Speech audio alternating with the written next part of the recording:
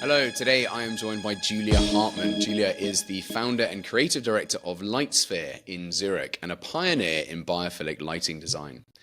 Her work asks a powerful question. What if the same light we use to nurture plants could also help nurture us? In this episode, Julia shares how she's bridging disciplines, developing custom LED chips for living walls, collaborating with scientists and stress testing plants in low light spaces, all in pursuit of healthier, more alive environments for both humans and nature.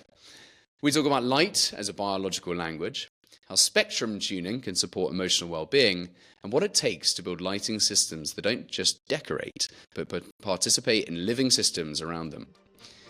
It's a conversation full of care, clarity, and wonder, and a reminder that great design often starts with asking better questions.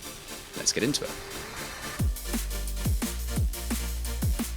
So, good morning, Julia.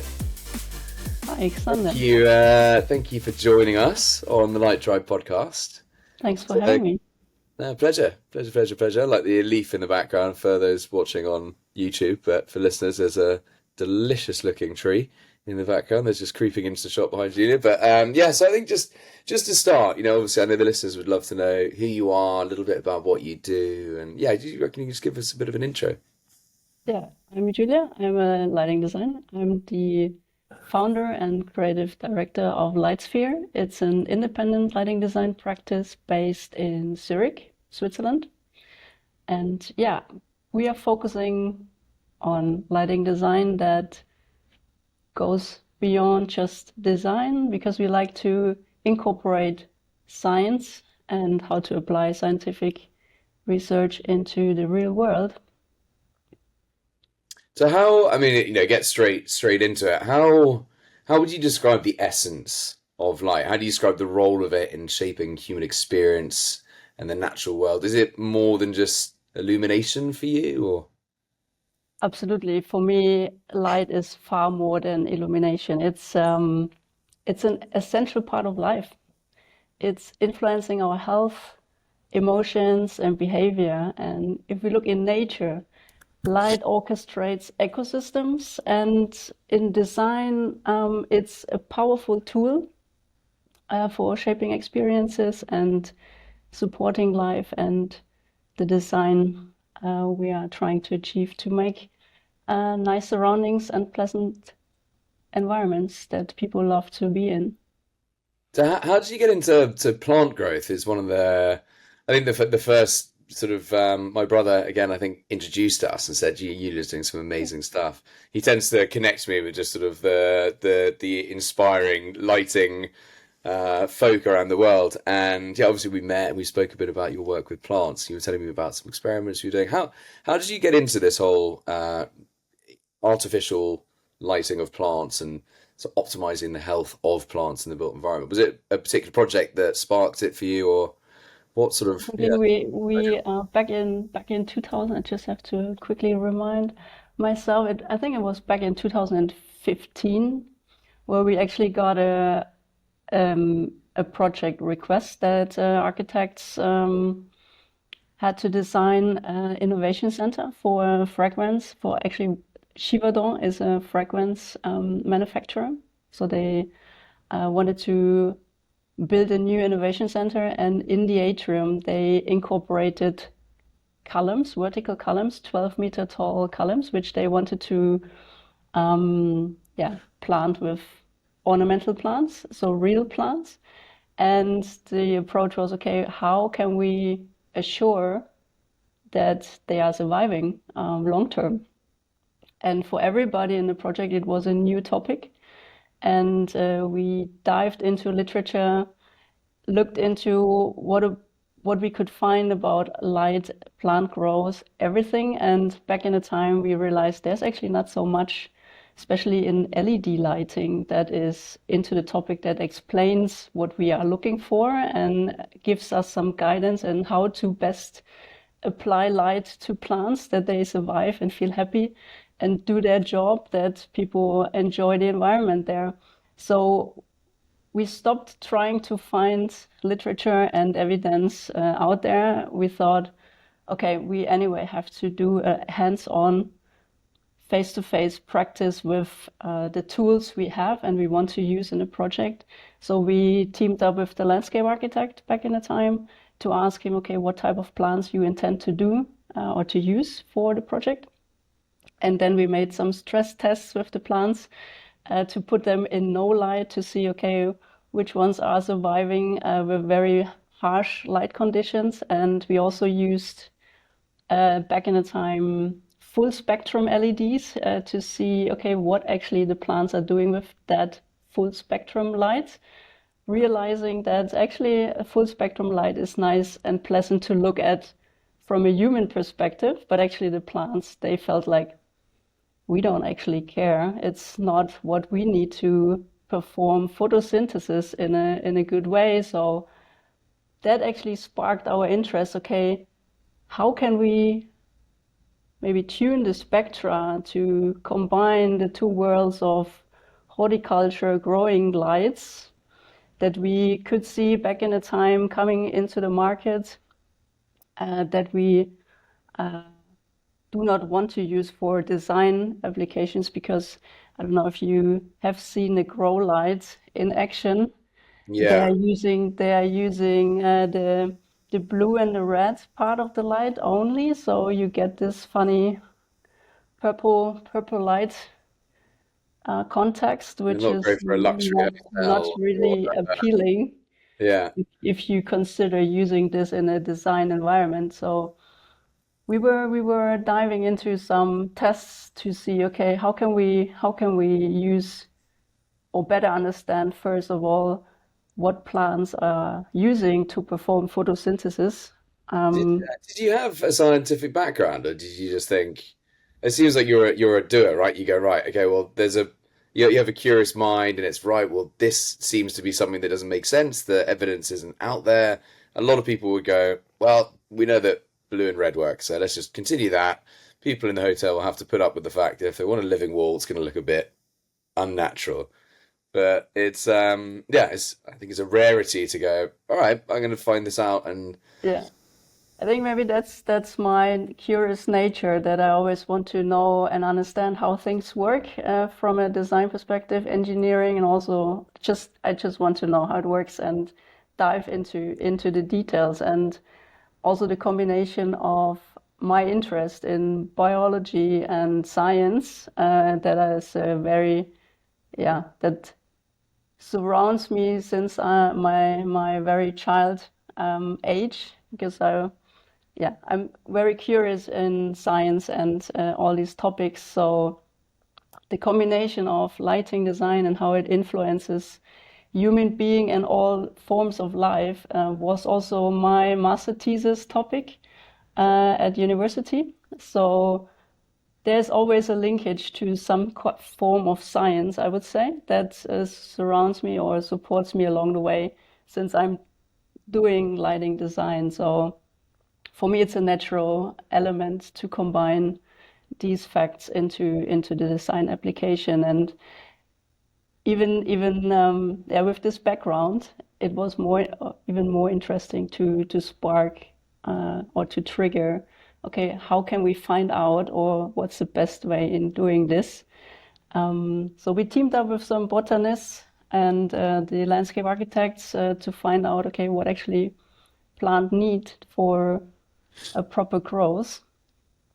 And we did a lot of tests along the way, and we felt, because there is not so much literature out there, why not putting our findings together in a scientific paper that was published in 2019. So the first findings were kind was of, the time frame from the because I know also we've spoken. You say you still have plants that are still going yeah, through tests.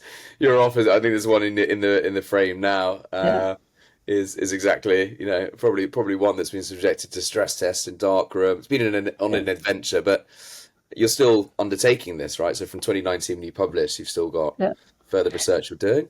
I mean, from the start that we had the request from the project team, so we needed to find a solution, also with the architects. So it was it was quite a long journey from getting the request to finding the solution.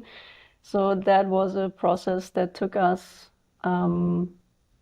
like 2 years in long term or in the total, with several forms of tests, because you need to understand also that whatever you apply to a plant, you need to wait around 2 months to see the reaction, because the plant's biology and reactive time is not so fast. So whatever you do, you need to be patient and just observe Because that and kind of watch. helps, the whole mindfulness approach. Have you sort of slowed down in line with the pace of the plants, or is it tantalizingly slow? You're like, just be quick, please. I don't have time for this. How do No, you? we were lucky because we had during the process of the project process, of course, the columns were one of the last elements that came into the building. So we had a bit of planning time prior to having the deadline. Okay, now you need to know what to do because we have to order whatever you're designing. And we had a good interaction also with the client, and they did a one-on-one mock-up on site, and we had like 2 rounds of prototyping with also the shape of the fixture in the end. And of course, at some point, we had to use the material available at that time of the project when we had to kind of purchase the fixtures. So we used what was best applicable at that time back in 2018. And for us, it was a very interesting learning curve, a steep learning curve, and we felt it's a good result for what we need to achieve for the project for now, but we felt there's more potential in it. That's why we teamed up in-house. Also, back in the time, we had a master student, Carla Zicilo, that she wanted to have a topic for her master thesis, so it was a perfect time also to allow extra, let's say, scientific research parallel to the daily business, that we could dive a bit more into this topic, to do testing within our office with different types of fixtures and What playing what with playing uh, with tuned spectra and see what the plants are doing with that.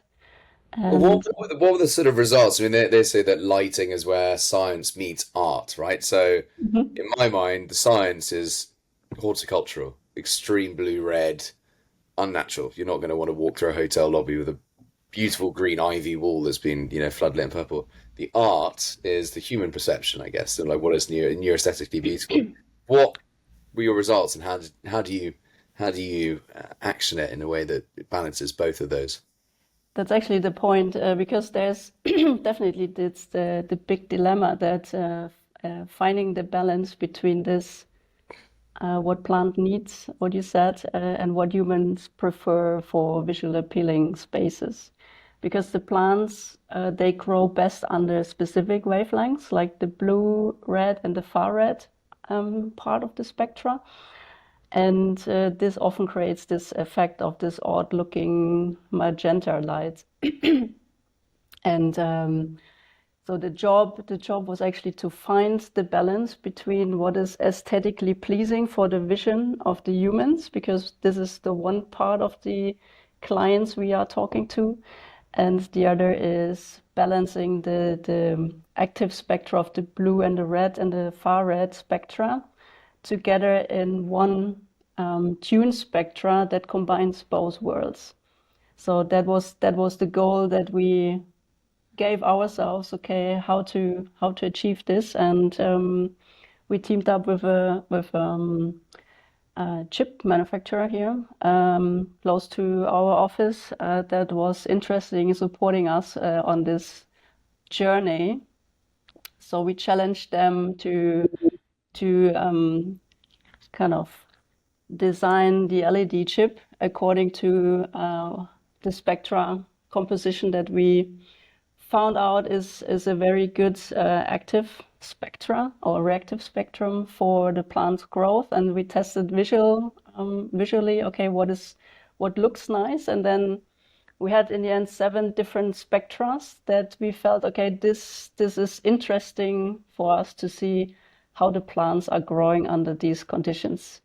And then we just gave them time and watered them according to a proper plan, that we are not spoiling our own test by just underwatering the plants next to appropriate lighting. And this test was, yeah, going another 2 years basically, with different tweaks along the way, by playing with intensity of the spectra and the light intensity, and yeah, seeing It varies between plant species as well. So some plant species will need a little bit more of the near infrared, exactly slightly that's blue. So is it about harmonizing with the person in charge of, procuring the plants, or the designer? What's the sort of, well, because there's obviously many variables. You've kept the testing consistent with your watering, but the type of plant that you're testing and the results in a real application, then presumably needs to be quite a lot of communication between yourself, the architect, the designer. It's many moving parts, but yeah, how do you adapt for different plant species, or do you kind of have tests based on certain plant species and say, okay, well, here's your choice of ones that we've cracked and that we know really work. Suggest using these, or how does it work? Do they say, we'd like to use this plant, and you run tests for a year, and they go, that's great, we can use that, or no, what we did, okay to that? we already, prior to running the test, we analyzed together with the landscape architects what species are mainly used for ornamental plant kind of applications, for verticals or just the pots. So there are some families of plants that are commonly used for. So we focused on using like some exemplars, like the ones you can see behind me, that are, yeah, the most used species. And then we had the 7 exactly individuals, exactly same compartments with the species, so a mix of the plants that are used. So the compartments all looked exactly the same, with the same type and the same height. So they came in a young age, all the plants. And we asked the botanists that supported us with those plants, okay, please bring them in a soil environment that is also commonly used for kind of applications in indoor environments, that we can have the best or the closest condition that are anyway used for applications, that we are not having too many different variables in the test itself. Because the variable along the test was, of course, the different spectra that we applied individually on the compartments. And then, of course, the intensity of the light, to really test with the common application that is, yeah, in the heads of the people, saying, okay, you need 1,000 or 2,000 lux on the vertical surface that plants can grow healthily. So we wanted to test, okay, is this really true? Do plants really need that much of light, that intensity of light, or can we go a bit lower? And how does the reaction of the plants is performing? And it was very interesting to see the differences in between the spectra itself, how the plants grow. And we, along the test, of course, we regularly tested and measured the height, like to understand, okay, how fast are the plants growing, Mm. how many new leaves they are producing, how well they stand. Every time you come in, and I mean, it must be quite rewarding as well when you're on Yes, something and growing them. We have sort of plants around the house, and when you suddenly see, a new shoot come through, there is a like, I did it, I kept this thing alive, and it's gonna, but you're and creating tech that can add living things to a building, which, I mean, it must be pretty rewarding when you get that moment. And how do you feel in those moments where, a new leaf has grown, and it's because you've cracked one extra layer of that sort of hidden formula to which wavelength, at which frequency and intensity, and It was always pretty nice. I mean, it's similar if you do gardening and then you feel like, oh look, there's some fruits are coming, and then you see the Mm. process, and um, it's something that is anyway that happened in parallel to our daily business, because we are lucky here in our office because we have a storage space that is completely out of daylight. So we could use it for the test perfectly, because we applied light, 12 hours light application and 12 hours of nighttime to allow the plants also some beauty sleep that is very, really, really relevant for the health of the plants.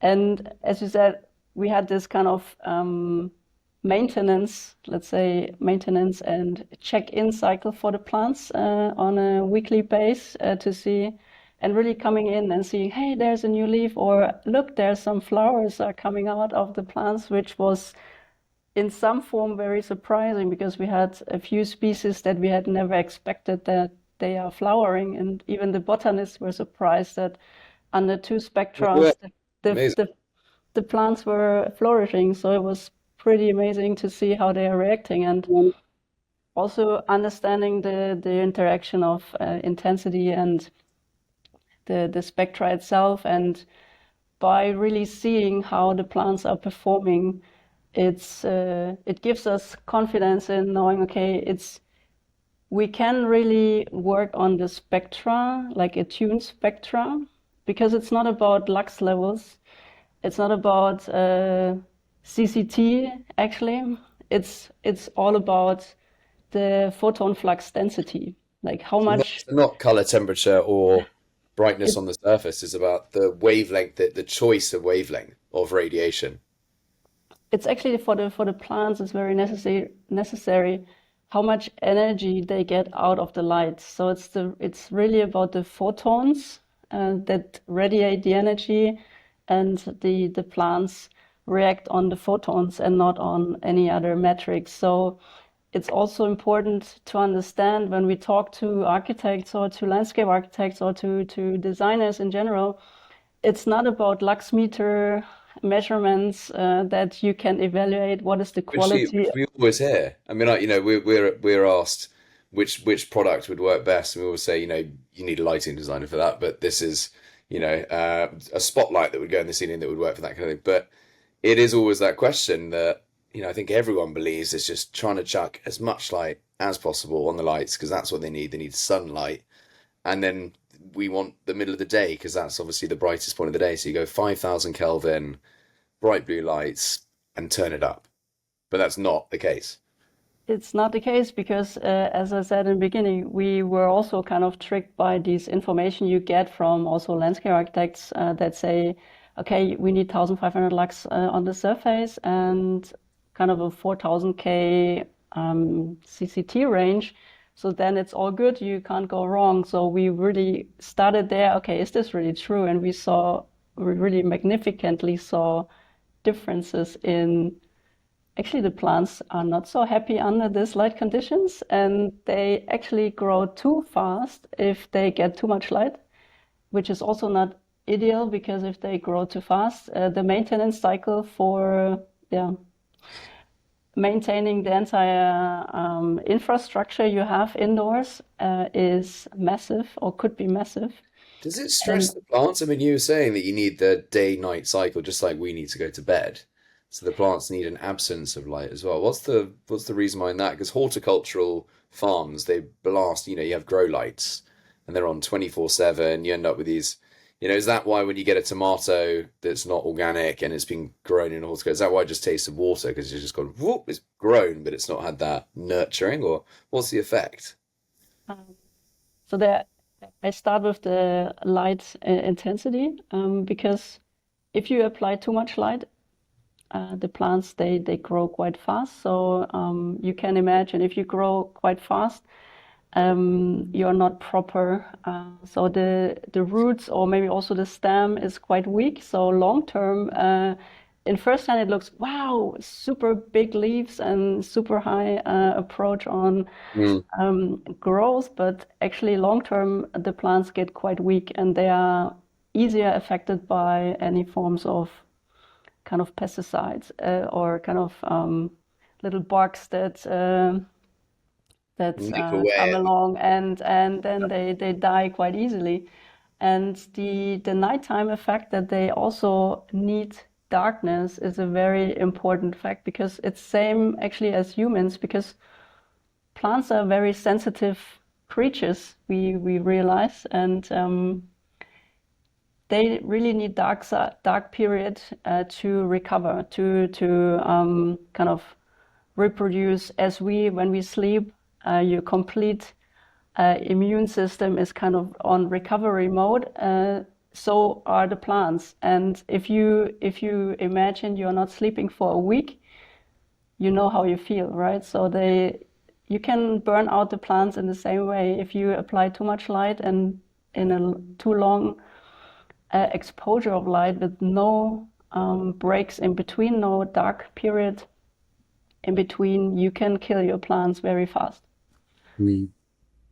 Where do you see? I mean, the research you're doing is amazing. Do you think you're going to be doing it forever? Is there any end? Do you think you'll just keep adding more plants? You'll get, more plants, probably start having to bring them back to your house, I guess, eventually, and then backfilling with new species in the office. We actually the test that we approached, like that was running 2.5 years now. We came to an end on that test, and all the plants that were part of the test has now relocated to our office space. That we have a nice biophilic jungle in our office now.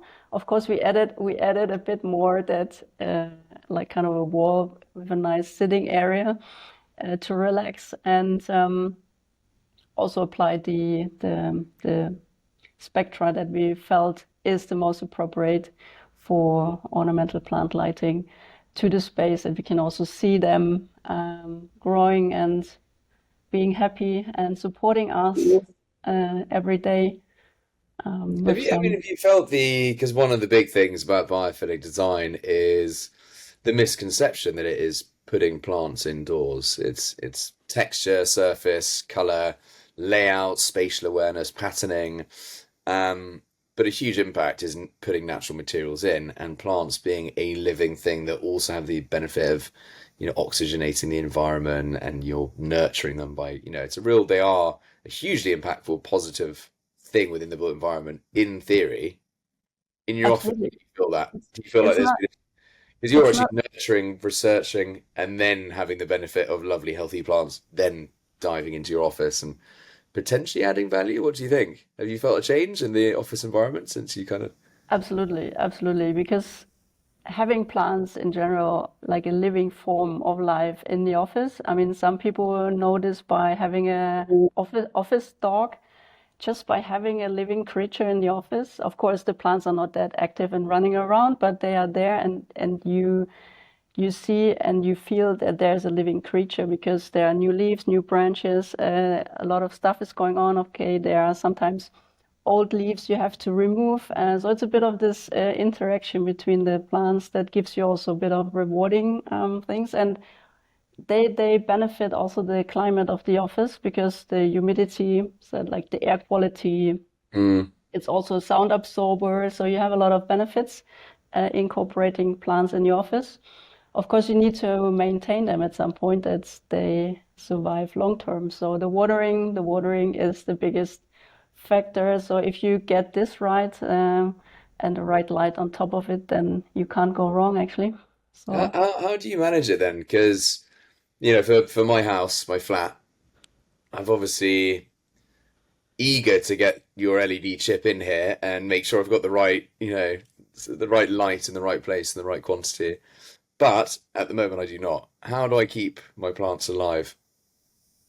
best if you have like a watering system, kind of or kind of the little indicator watering signature, that you The know. thing Okay, you can stick in your yeah, soil. exactly. Yeah. It's also good not to use soil. There are these kind of little stones that look like lava stones. They better better contain the humidity Okay. in the water, in the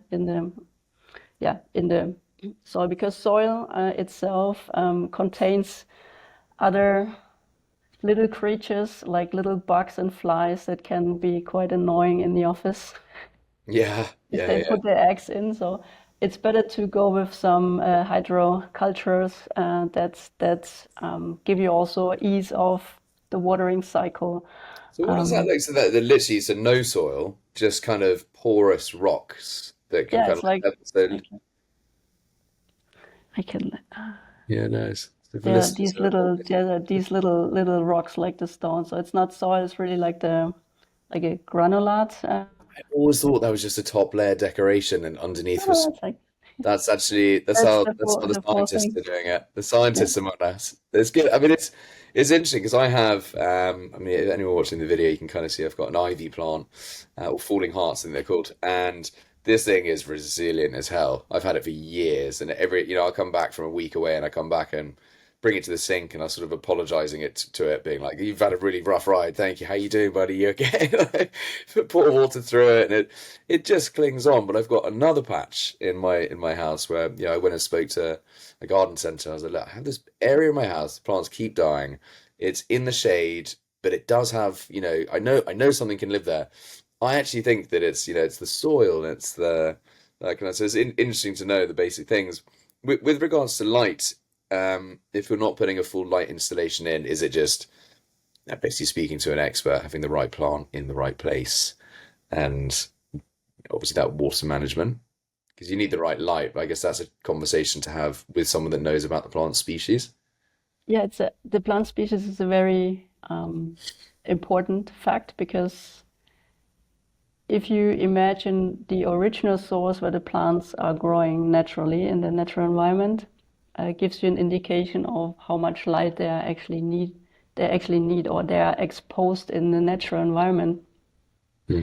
So there's a factor that's called the DLI, the daily light integral, that actually tells you which species of plant actually needs what level of light intensity or daily light integral. So this relates to if you have a plant that is maybe usually growing close to the equator, so they have a more equal day-night time, or if you have a plant that is maybe located more on the northern hemisphere, which has a very Extremity.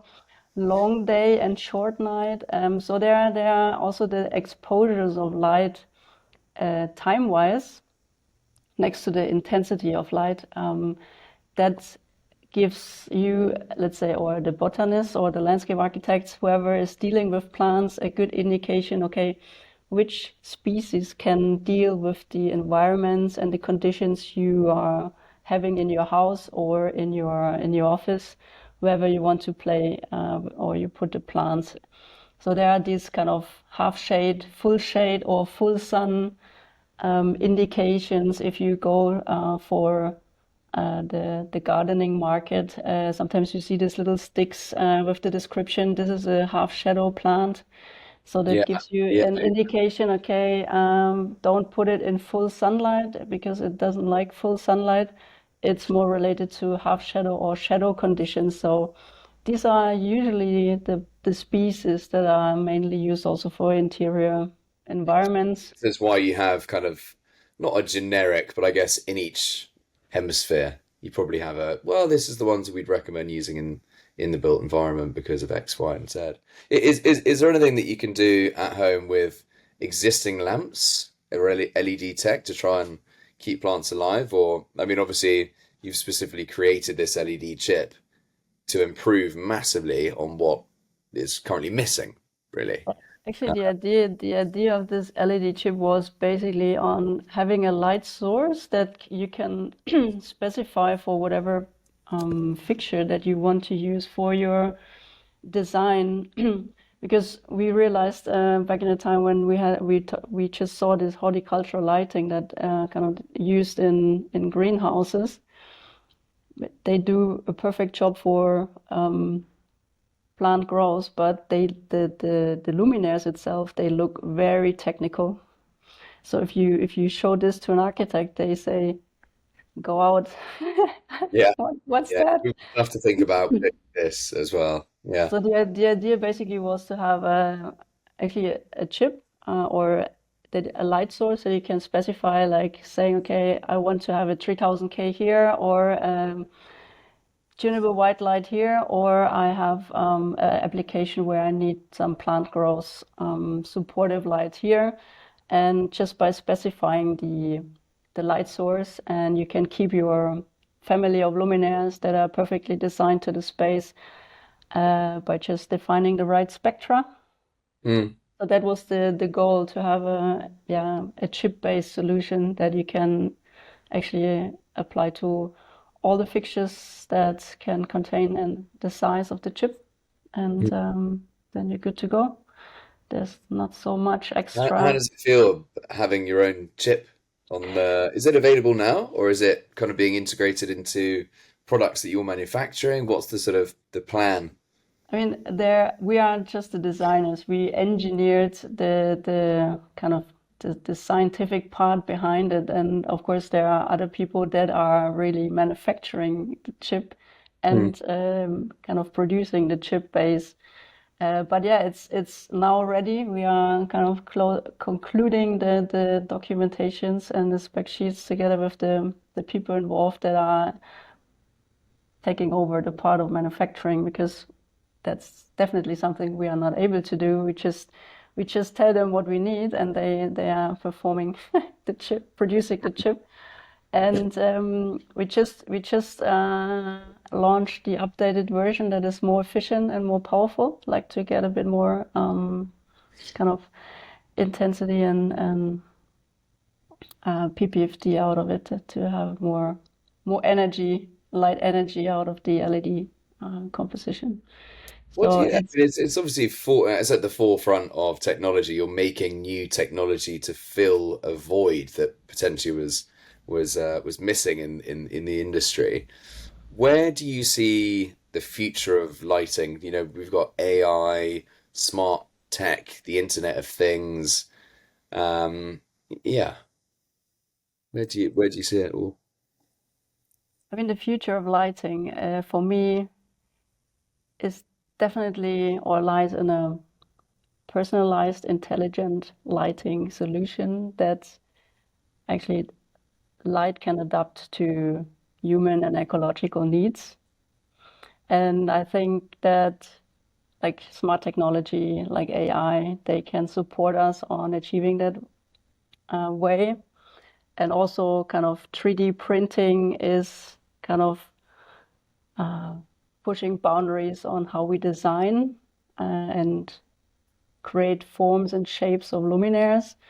So for me, really having personalized solutions, I think there's a big trend I can see we are going in the near future. Do you think people will embrace it? Because I mean, so often when we go to projects, you know, you speak to clients who have maybe had two or three houses in the past and they installed, you know, home control systems and loved them at the beginning because it's exciting and it's tech and it's at the forefront of everything and it can respond to you, you know, makes life easy for you. Click of a button, your blinds go up and your lights go down, some Barry White starts pumping and the fire rolls on. You know, it's kind of, you can set an amazing mood Yeah, in one go. But the reality is, a lot of the projects then they go, look, I had this in my last house. I just want an on and off switch.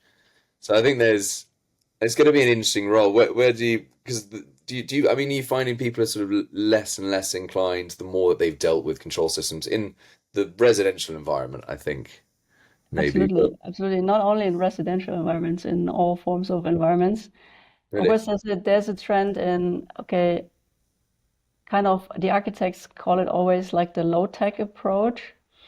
As you just said, I just want to have one switch on the wall to just on off light, Hmm. which in a form is understandable, because with all the technology and all the hype, yeah, you can do this and then you can do that, and then people get like completely overwhelmed. But now I have too many buttons, too many functions. I just want to have light. Um, so the goal, or our aim, is to combine the two worlds, that we can say we want to take advantage of the technology that is out there to provide light that is intelligent, to interact somehow with the space and the people in the space, but is, on the other hand, still very easy to use for like a no-brainer functionality that you just intuitively press the right buttons and not have to think too much about, okay, does the light is doing, or is the light doing the right things? That there's a form of automation in the background. If you just push the button, ideally speaking, you have a dynamic light installation, and then you just press the button and the system knows, okay, now it's that time of the day and I apply this intensity and this spectrum of light to this environment, and you yourself as a user, you don't have to think about it. It's just doing what it needs to do. So that's our ideal approach for applications in the built environment. And this is what we are aiming for, educating all the people along the way in how to best apply this.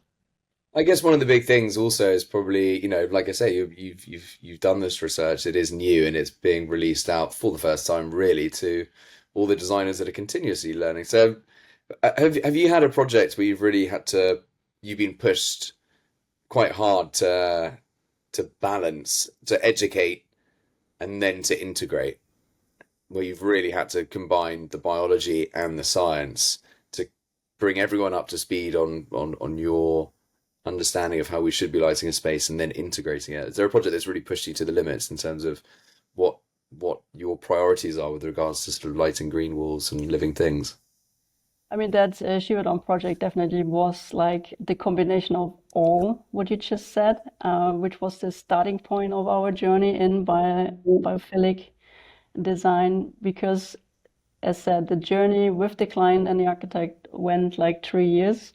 So it was a very educative process for everybody involved. And luckily, also the client side, they were very interesting and keen on really pushing the boundaries and finding a solution that is unique, that nobody else has yet. Of course, now the applications are coming more and more into this environments, that having ornamental plants indoors.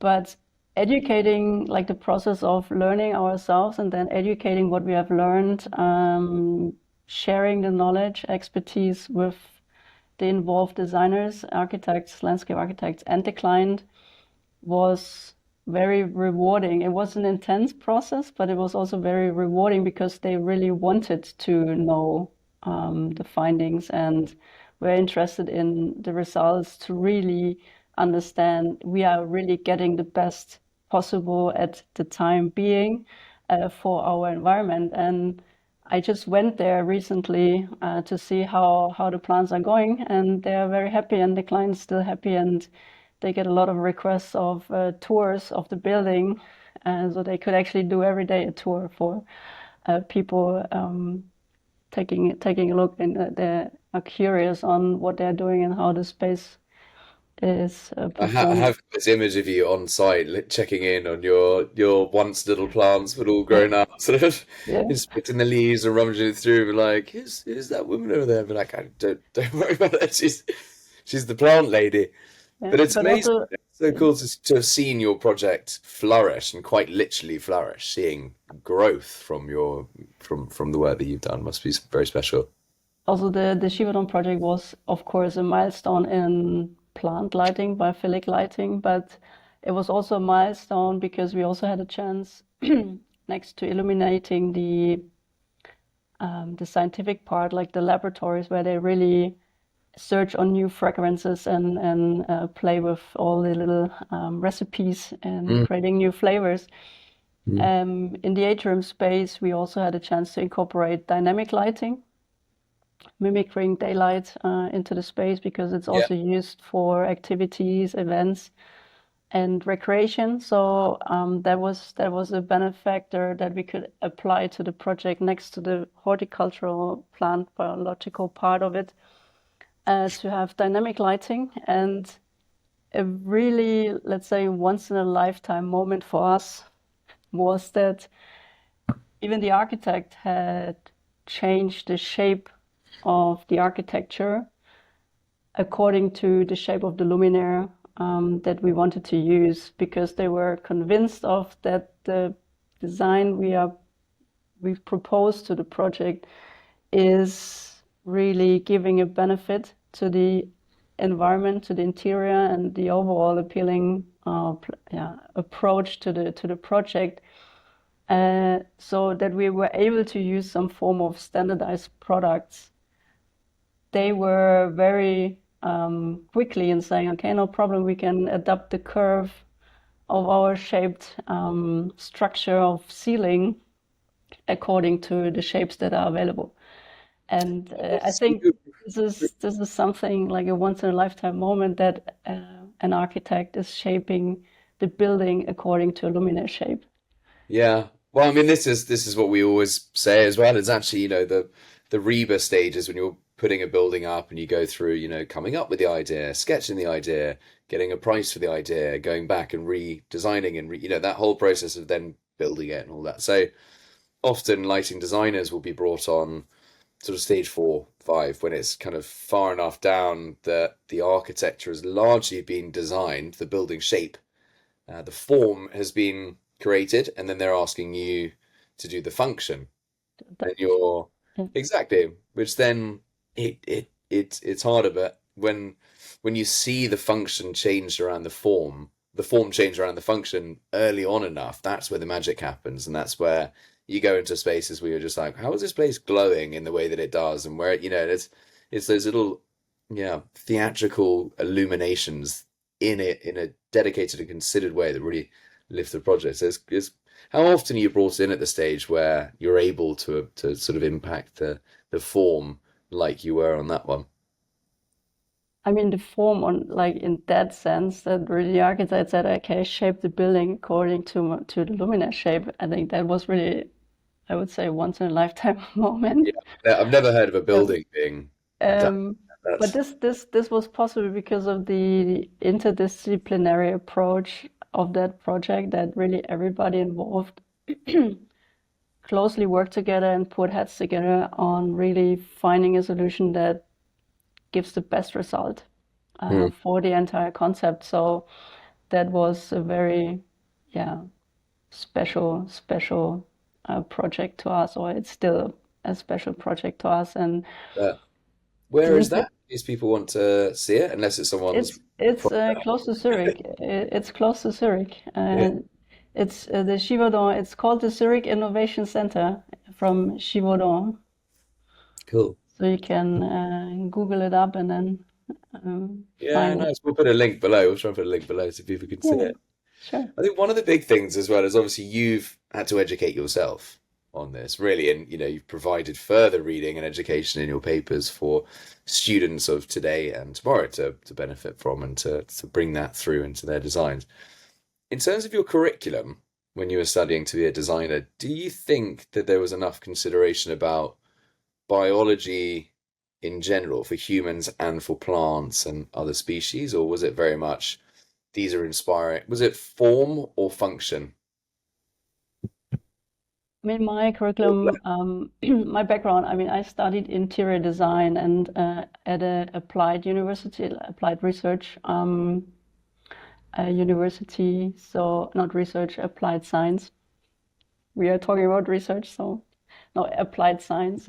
So it was already a focus also on hands-on application, next to like learning design, also practically applying what you're learning, so not just theoretically talking about design.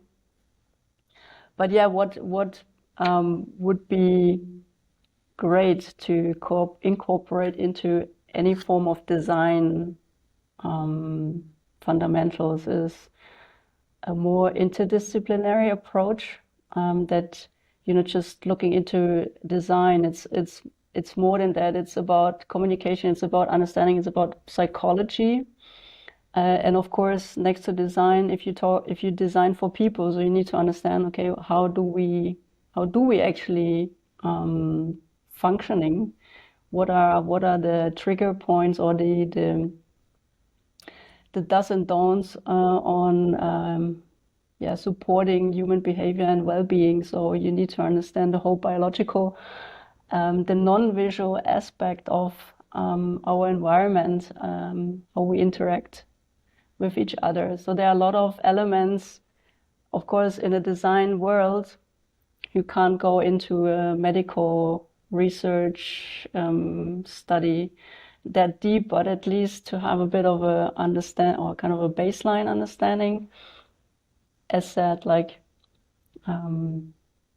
psychology, perception, a bit of this non-visual aspect of especially light, how it interacts with the body and the sleep-wake cycle. I mean, your mobile phones, they now have the app reducing blue light at night, like the night shift elements. So these interactions of science and design, that would be great if this could be more incorporated into a curriculum of universities and all forms of education. So how do you keep yourself up to date with the latest technology and yeah, how do you stay up to date with the latest tech?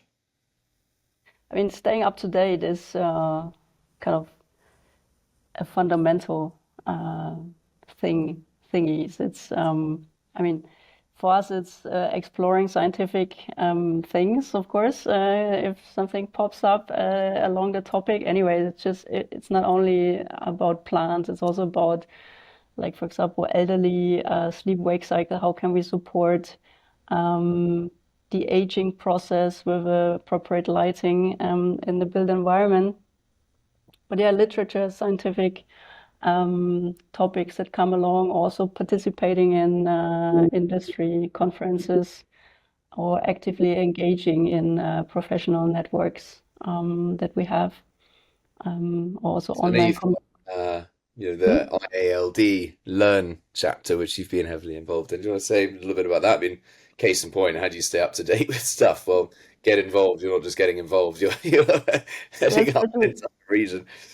yeah, especially lighting designers. I mean, depending on where in the world you are located. I mean, you in the UK, you have a very, let's say, great spot to be in because the level of education, collaboration with the industry is on a very, let's say, high level. Mm. Also, the US market is very good in kind of this collaborative aspect of education, but the rest of the world, there is not so much that you can actually learn beyond, let's say, base level after graduating from university. So everybody that is on the market for maybe 3 or more years, or even on professional level, it's actually very difficult to find a good education, a good, also a very deep knowledge of specific topics that relates to lighting design. So that was a discussion I had 9 years ago with the ILD, because I'm a professional member of the ILD and I'm in several working groups and committees involved to shape the future of lighting design, or to help support what can we do to promote our profession and to get better in what we are doing. And we realized that continuing education, especially lighting design with high quality content, is actually a lack in the global community. Of course, the exception are the markets I just mentioned, but how can we fill this gap? So we teamed up with peers from the industry and lighting designers to form a committee from the ILD and the LRC partners to create a platform that recently was launched by the ILD called Learn, which is the Lighting Educative Resource LERN, Network. just for people who want to. LERN, it's the acronym for Lighting Education Resource Network. And it's basically a platform where you get vetted content of all forms of lighting design topics.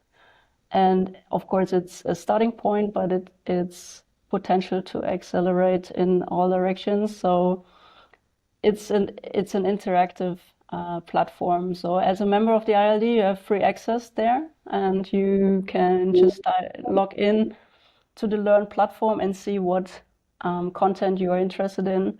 And there's, of course, at the moment more online content, but it's also the goal to have face-to-face activities that are in your area that you can just log into through the platform and register, and then also get your certificate and your credits if you want to also have a track record of your continuing educative process in lighting. And it's some content is like watch on demand, and you can stop whenever, and then you can repeat whenever you have time.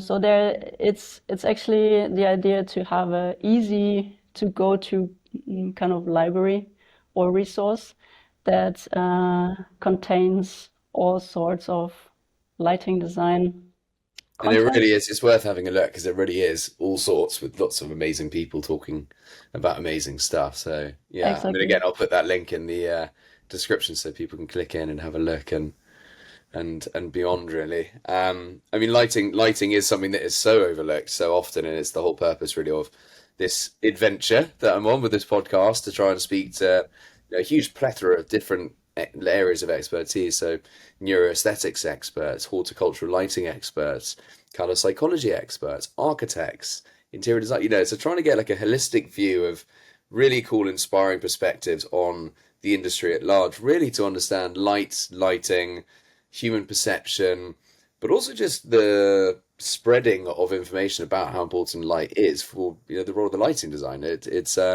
my job is running around the world trying to talk to designers and what's interesting is we often say do you use a lighting design, and they're like, yeah, we do, but it's obviously budget's always a thing, but it's interesting that yeah, I think there is always scope for it in some capacity or another, but it is quite literally the thing that makes the difference. And to hear that people are shifting entire building designs around that, it's cool to hear that it's, when the education is there in the right format and the right understandable level of information, we can actually try and alter the habitats which we're living for the better. And that comes with knowledge and everything. So, I mean, if you could go back to the start of your career and give yourself some advice, or any listeners to end up in a situation where they're really making an impact like you are, and supporting the built environment in which humans call their habitat, right? We spend 90% of our time indoors now, which is, found this out from Ty Farrow the other day, that we spend more time indoors than blue whales spend underwater. So To get we come oxygen. out for Yeah. air less than blue whales, which is mental.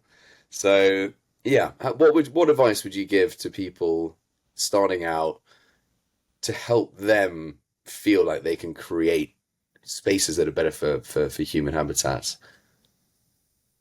Advice to the younger self would be definitely like embracing the interdisciplinary kind of collaboration, and like using the opportunity to kind of not having or not fearing experimentation, like to really play and get your hands on testing, seeing what happens. So really, don't be shy to just grab the luminaire and put some filters on. Really go exploring and really learn to see lights, not just uh, because by seeing lights, you get also a better understanding on how is it doing. Like just putting the luminaire closer to the wall, seeing how the shadow structure is changing. These kind of little details, just really creating an eye and a sense for observation, and really seeing and looking at light in a different way. And yeah, really this kind of cross-disciplinary approach to really don't be shy to ask others from other disciplines. Just keep asking questions, stay curious, or for really important, having a curious, open mind to be willing to learn new things, because along the way you get so much great inputs. You learn amazing people along the way by just starting a conversation and just being interested in what they are doing and trying to understand their field of work. Because with this, the connection and learning curve and this kind of collaborative approach on an interdisciplinary level, that can really improve and level up the overall end result. So yeah, be curious, go out there, explore the world. That's my advice. That's good advice. Well, I mean, what a place to end the conversation. And yeah, Julia Hartmann from LightSphere, thank you so much. That was super insightful, and look forward to seeing more and more of the research that you're undertaking and putting out for us all to enjoy. Thanks for having me, and thanks for your support in spreading the word and educating people. Anytime. Thanks.